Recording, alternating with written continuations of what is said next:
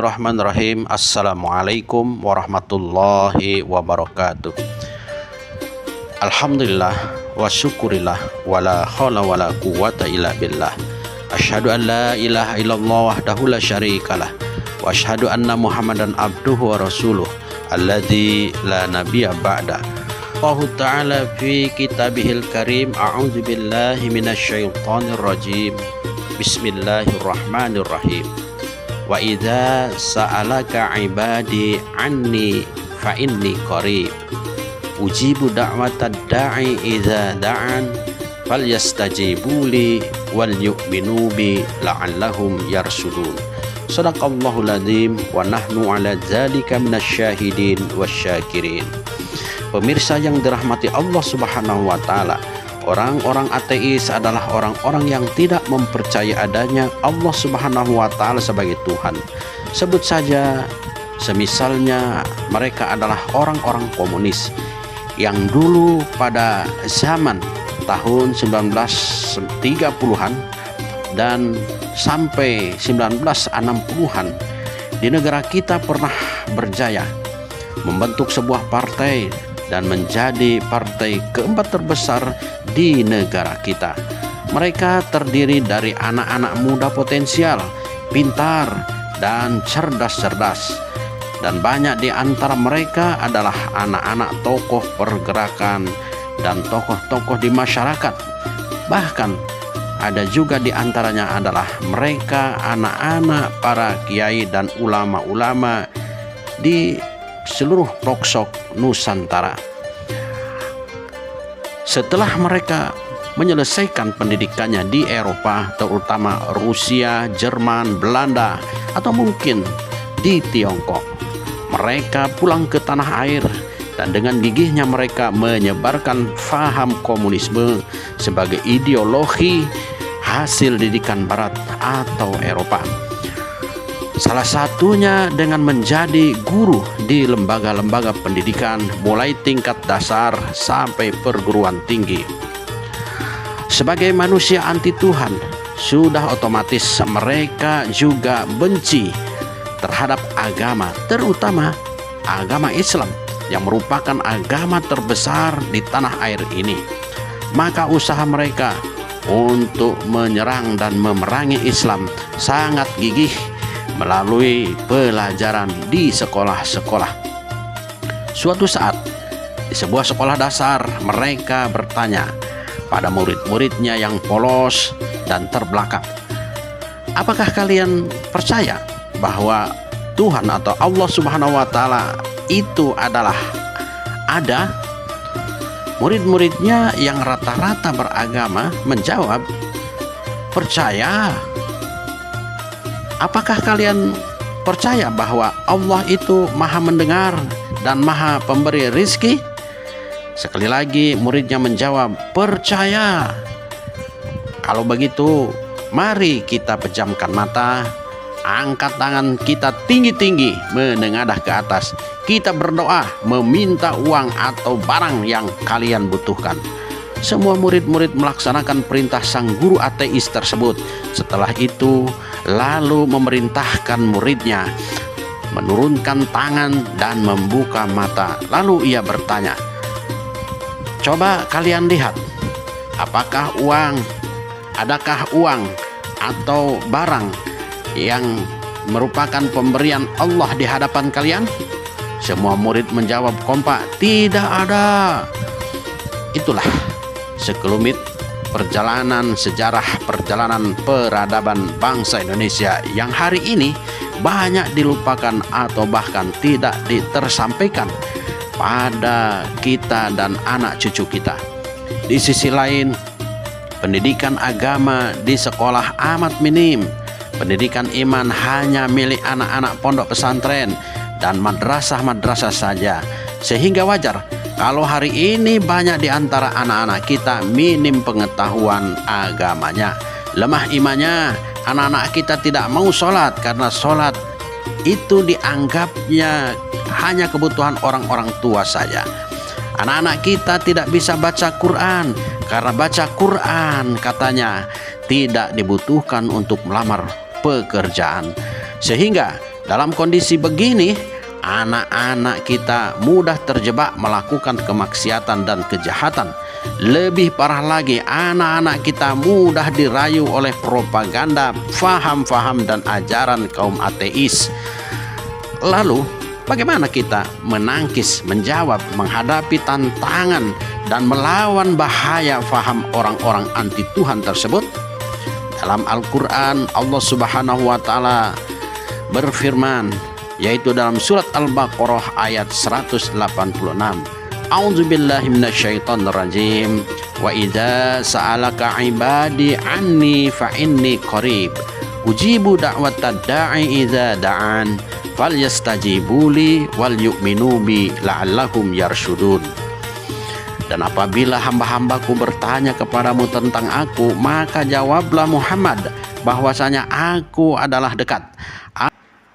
Aku mengabulkan orang yang berdoa apabila ia memohon kepadaku, maka hendaklah mereka itu memenuhi segala perintahku, dan hendaklah mereka beriman kepadaku agar mereka selalu berada dalam kebenaran.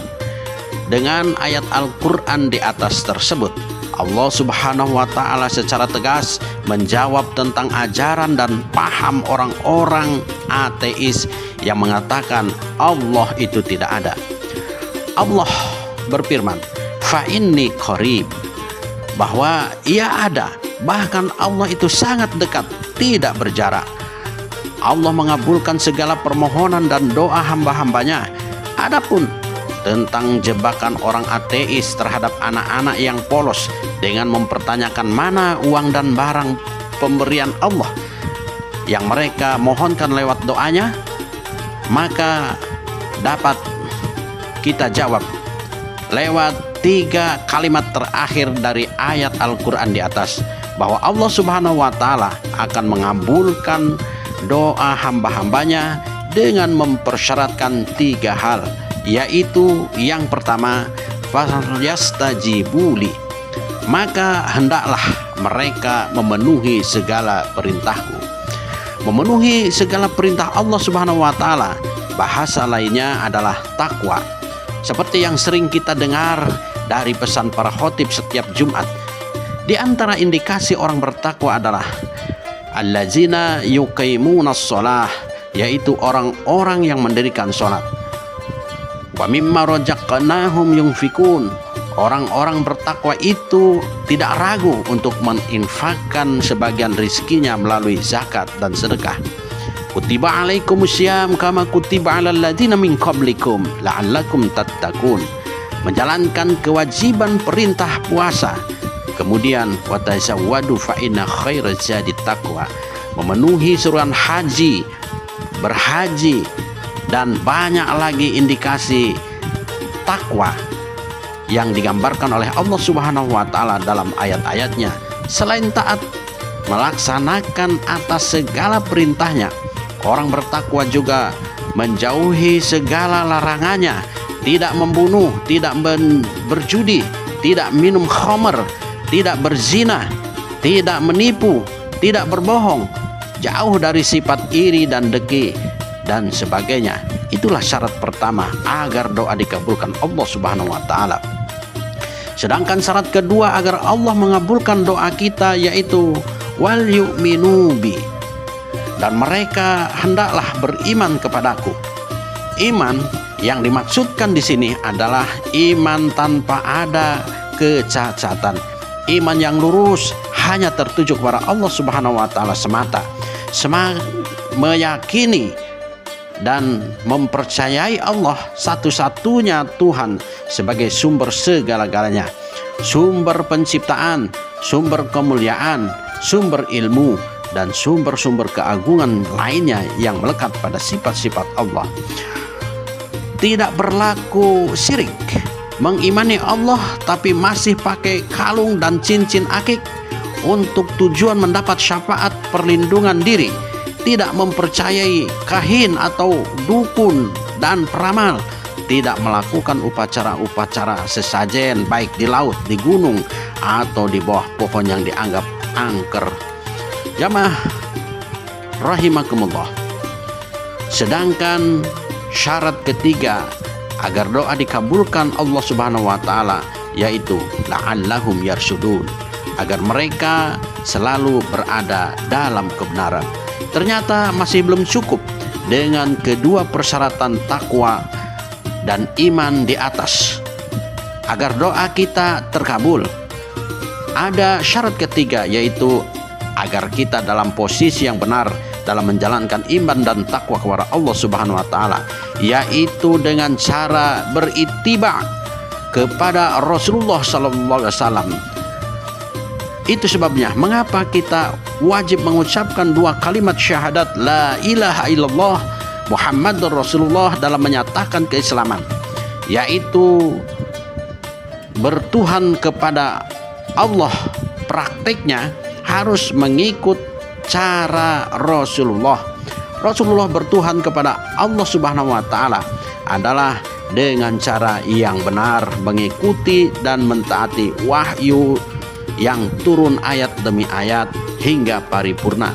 Jaminan diri kita benar dalam beragama adalah kembali kepada Quran dan Sunnah, seperti yang disabdakan oleh Rasulullah sallallahu alaihi wasallam dalam hadisnya, taraktu fikum amroini lain tamasaktum bihima lan tadillu abada, kitabullah wa sunnatur rasul. Telah kutinggalkan dua perkara yang apabila kalian berpegang teguh kepada keduanya dijamin selalu benar, tidak akan tersesat selama-lamanya, yaitu kitabullah dan sunnah Rasulullah Muhammad sallallahu alaihi wasallam. Ku mir rabbikum fala takunanna minal mumtarin.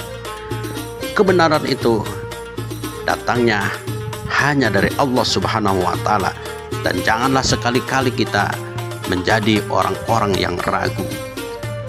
Itulah tiga persyaratan untuk terkabulnya doa kita yang diingkari oleh kaum ateis. Kita punya jaminan yang konkret agar doa kita terkabul oleh Allah Subhanahu wa taala. Sebagaimana Siti Maryam yang sehari-harinya duduk di mihrab, tetapi iman, takwa dan kesucian dirinya terjaga sehingga Allah Subhanahu wa taala memberikan apa saja yang ia butuhkan oleh Maryam. Setiap Nabi Zakaria mengantarkan makanan untuknya, Maryam berkata, sesungguhnya aku telah mendapatkan makanan dari Tuhanku. Demikian juga Nabi Isa, Nabi Musa, dengan keteguhan iman dan ketaatannya kepada Allah Subhanahu wa taala serta perjuangannya mengurus agama Allah, Allah berikan keduanya makanan yang datang langsung dari langit. Makanan yang diberikan kepada Nabi Musa dan kaumnya berupa manna dan salwa. Dan demikian juga Nabiullah Muhammad SAW dan para nabi-nabi sebelumnya senantiasa hidup dalam keteguhan iman dan taat atas perintah Allah, dan senantiasa mengurus kebenaran, yaitu agama Allah, dinullah. Mereka mendapat jaminan dari Allah dan dikabulkan setiap doanya. Saat ini untuk menjadi mustajibin atau orang-orang yang terkabul doanya bukanlah perkara yang mudah, apalagi anak-anak kita saat ini, sebab godaan dan tantangannya lebih kompleks dan canggih. Segala jenis kemaksiatan tampil dengan kemasan modern dan menjangkau semua kalangan, sehingga sulit untuk dihindari karena kemaksiatan itu sudah masuk sampai ke kamar-kamar kita dan kamar anak-anak kita melalui HP. Baik itu judi online, game online, pornografi, aplikasi kencan, dan banyak lagi kemaksiatan-kemaksiatan yang datang melalui HP. Semua dikemas dengan rapi sehingga sulit dibedakan antara kebaikan dan kemaksiatan. Di sisi lain, serangan musuh-musuh Islam semakin gencar melalui pemberitaan tulisan di semua media dan internet. Mereka membuat lembaga-lembaga pendidikan dan promosi beasiswa ke luar negeri untuk mencuci otak generasi muda Islam sehingga muncul generasi Islam kekinian yang berbau liberal, yang nantinya justru mereka menyerang dan memusuhi Islam dari dalam. Mereka mengatakan Islam tidak lagi relevan dengan kehidupan saat ini, alias ketinggalan zaman. Mereka Islam tapi anti syariat Islam. Mereka memodifikasi Islam dengan keterbatasan akalnya. Mereka lebih bertumpu kepada hawa nafsunya. Kalau sudah demikian, apa bedanya dengan orang-orang ateis dan komunis? Sekarang tak jarang orang mengaku Islam tapi mencemooh ajaran Islam. Contohnya, ada orang Islam justru ia mempermasalahkan azan, yang katanya azan lebih buruk dari lolongan anjing. Pengaku Islam tapi heran dan mempertanyakan, kok Allah mesti dipanggil setiap mau sholat? Katanya Allah dekat. Itulah kondisi real saat ini.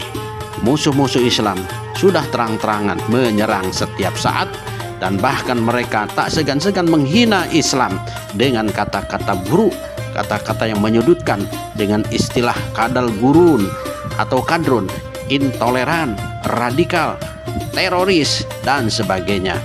Maka untuk memperbaiki kualitas diri kita sebagai umat Islam dengan harapan agar Allah Subhanahu wa taala ridho dan mengabulkan doa dan permohonan kita, maka tak ada pilihan lain bagi kita adalah dengan kembali kepada kebenaran, yaitu Quran dan sunnahnya. Wallahu a'lam bishawab. Assalamualaikum warahmatullahi wabarakatuh.